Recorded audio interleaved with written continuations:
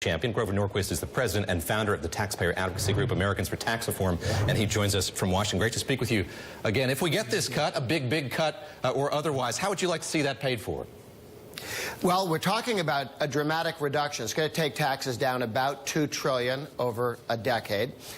There will be reforms in entitlements over the next several years. You're looking at block granting Medicaid, for starters, as part of the Obamacare repeal and reform.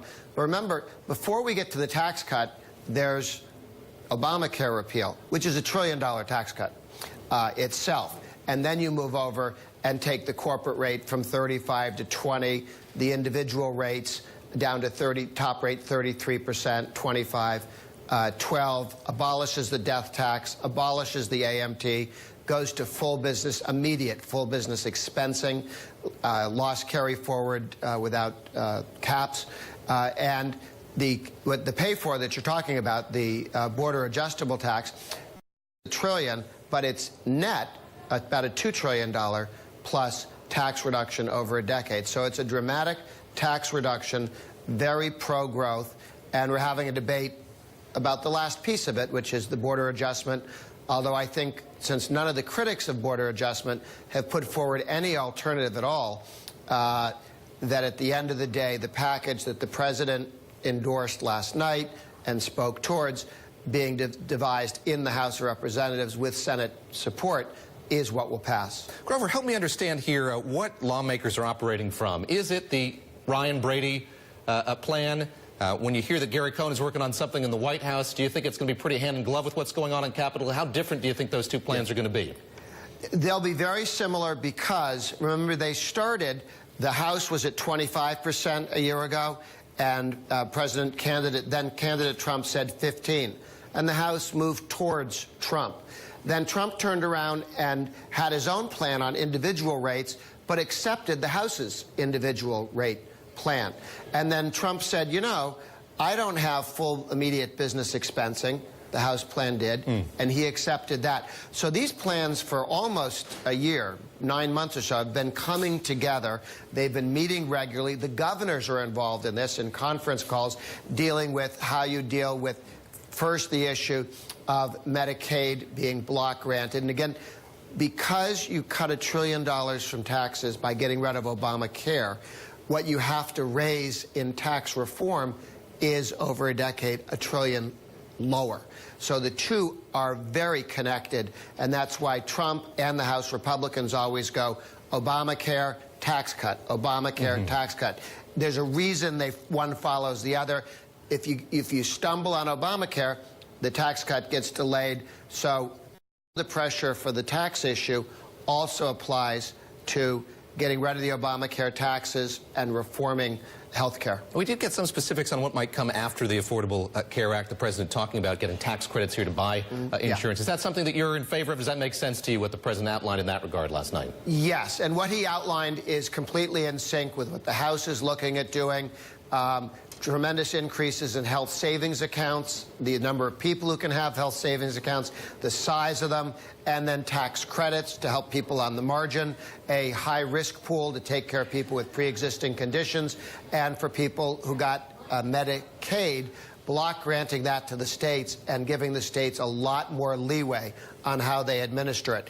That is exactly the House-Trump plan that's come together. How contingent is all of this on the border adjustment tax? In other words, if we don't get this, does all of this fall apart? Well, if you don't have the border adjustable, you have two problems. One, in order to make it deficit neutral in year 11, which is what you have to do to have it happen inside reconciliation, and therefore only need 51 votes in the Senate, but still be permanent. Trump and the Republicans do not want another temporary Bush tax cut, which disappeared at the end of 10 years. They want a permanent tax cuts, and the business community would very much prefer permanent to iffy, you know, something that disappears like the Cheshire Cat. So everybody wants permanent, which is why it has to be within 51 votes, and we can do it with 51 votes, but it has to be deficit neutral in year 11 and out. And that's why the $1 trillion raised by the border adjustable part of the corporate income tax being made border adjustable That allows you to do this and be deficit neutral into the future, but it's also how you eliminate the parts of the tax code that tried to police where and when and how people recognized income. Companies would recognize income in one country or another, and you'd have to have all sorts of difficult efforts to police that. You don't need that with the border adjustable tax. We go to a territorial system so that you could earn money overseas and bring it back without penalty.